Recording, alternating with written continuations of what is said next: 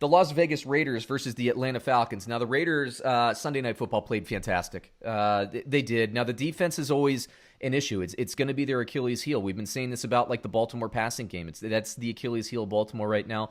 The Las Vegas Raiders, they just give up a lot of points. Although, look, I think the Kansas City Chiefs were sharp last night, on Sunday Night Football, and I think they played a really nice game. I'm not going to fault the Raiders, man. They played a really good game, and I'm really impressed by the passing game. And they don't have, in my opinion, a ton of elite weapons, but Aguilar is playing better. And this is the Gruden factor, man. And Gruden just gets more out of players.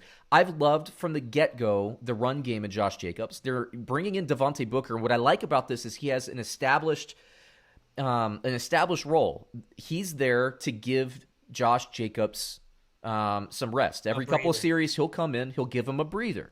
I don't like when teams, like the Rams, for example, say, hot hand.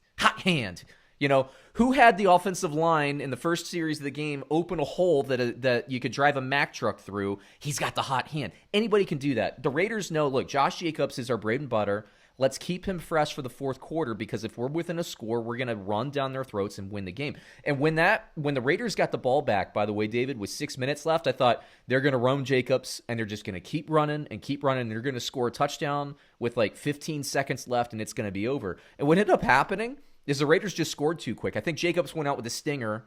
Then they started passing a little bit more, and Carr is...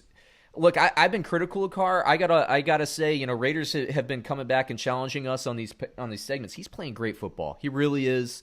Aguilar, they're getting a lot out of him. Ruggs, we wanted to see more from Ruggs, and maybe he'll ascend to that. We're just not getting it this year. Waller, because they're able to hit these guys deep. Even Ruggs, without going crazy like we thought in fantasy, he's still a difference maker on the field, and they still take shots to him. That opens stuff up for Waller. It's just a really good team. Are they good enough defensively to make a deep playoff run? In my opinion, no. But they're a playoff team. 6-4, and they have a nice schedule to end the year. I think, by the way, Week 16, David, they played the Miami Dolphins. That could honestly be a play-in game. I said the same thing last year about the Raiders versus the Titans, and it ended up working out that way. We're going to see. Atlanta Falcons, they're playing better, but, New Orleans, Taysom Hill...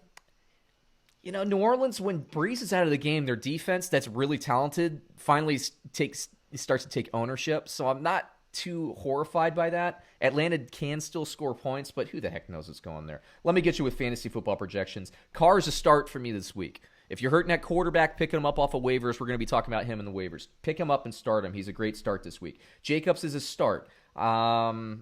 Receiver-wise, if you're going to start a receiver from the Raiders, I guess you start Aguilar. I don't like it, but Waller to me this week is a slam dunk, okay? Atlanta, meanwhile, Matt Ryan, I think he's a start as well. Todd Gurley, Turd Godley as I call him, I don't love him, but I think he's going to get the volume. I actually think he'll get in the end zone this week, so you can start him. I hate when I say that, but I know Falcons fans love their Todd Gurley, but he's just whatever. He's like David Montgomery in Chicago to me. Everybody's always like, let's defend the running back who gets me 2 yards a carry. Anyway, yeah, he went to the University of Georgia. The Falcons fans love him. I know he's from that area. Receivers, you can start any of the 3 receivers that play for the Falcons. Whatever the top 3 receivers are. I did notice that Zacchaeus actually overtook Russell Gage in the depth chart. Did you see that, David? Not sure if that registered to you. I did not. If that's the case, check the depth chart. If that's still the case, that's a great daily fantasy play, I think, this week. I wouldn't probably put him in my lineup, but daily fantasy-wise, you could do that. And then Hayden Hurst, I still like him a little bit, but if you can... I don't know. I was going to say if you can find better options on the waiver wire, but you can't this week unless Dallas Goedert's still available in your league. But anyway, take it away, David. Well, I'm just going to start with the Raiders because this game against Kansas City in prime time was a microcosm of Derek Carr's entire career. And I've been higher on Derek Carr than most. Mm-hmm. I got a lot of hatred for comparing him to Drew. I called him discount Drew Brees in the offseason. Actually, that's a really nice comparison analytically. It looks good, better now. During the offseason, people didn't like it, hearing it too much. But he has played, you said it, fantastic football this year. And right up until that last drive, he was playing fantastic football. But this is what Derek Carr does. He plays unsexy football. And I tweeted this right after what looked like possibly the game-winning touchdown.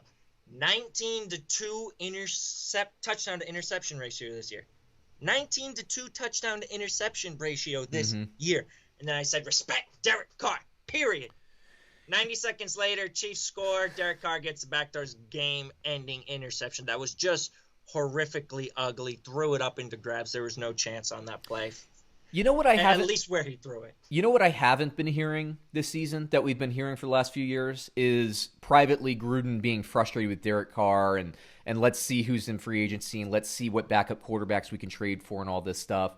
I haven't been hearing that this year. I think and that's a big deal. I really think he's won Gruden over with his play, and he does. My big and chief criticism coming into this year is we saw the tape 2 years ago, like Gruden's first or second, I think it was his first year. Amari Cooper was still there, streaking wide open, and Carr wouldn't take the shot. He would check it down. That's not the case this year, man. He is pushing the ball downfield, and I was bringing that old criticism in, and I got it. Like Raiders fans that are watching that, I'll be honest with you. I read the comments, and I went back and watched with kind of new eyes on, and you know, if you take the Carr stigma out of it and just overlay efficiency versus efficiency, you know, baby discount Drew Brees is a really nice comparison. It really is. And I mean, curiously, you can win games like that.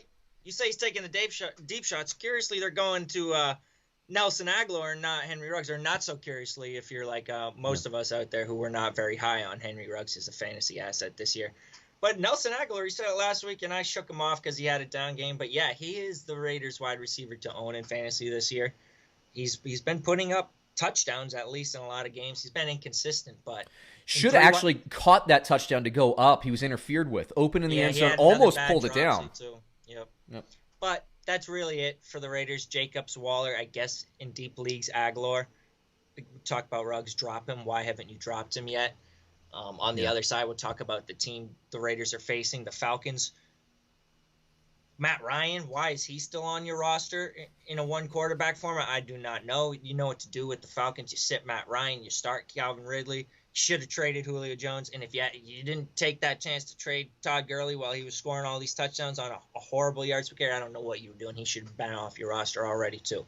So you know what to do with the Falcons. I hope you don't have too much invested in that team because they've just been brutal this year. Yeah, speaking of invest, I think they're a good source for daily fantasy cheap guys at the wide receiver position this week. Let me hit you with the line here, man. So the Las Vegas Raiders, according to Bovada, -3 versus the Atlanta Falcons. Who you got?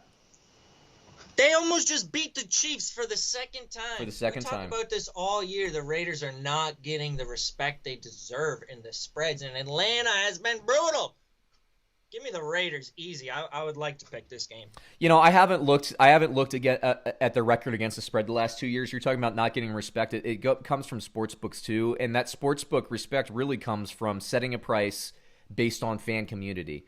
You know, I've done segments with, you know, sports books before and how they set the line, and really what they do is it's not where, you know, they don't do the old school thing where they try to set the line and try to get 50% of the action here and 50% of the action here. It's now kind of like BOGO shopping. They try to set a line to get action, and that's it. And the line to get action, you know, people want to bet on the Atlanta Falcons, you know, getting 3 points here. And with that offense, I could see how you get there. But the Raiders just covered. They covered last night, by the way, in that loss. They just always cover. They're always in every game. I don't love the defense for a championship run this year. They need some pieces. They need to get some stuff together. But I'm not going to pick against them. Now, if they beat the Chiefs, I would say this would be a trap game. They're going to be ready to go in this game. I'm taking the Raiders all day. I'm taking Raiders all day in this one. Next game on the list, man, we got the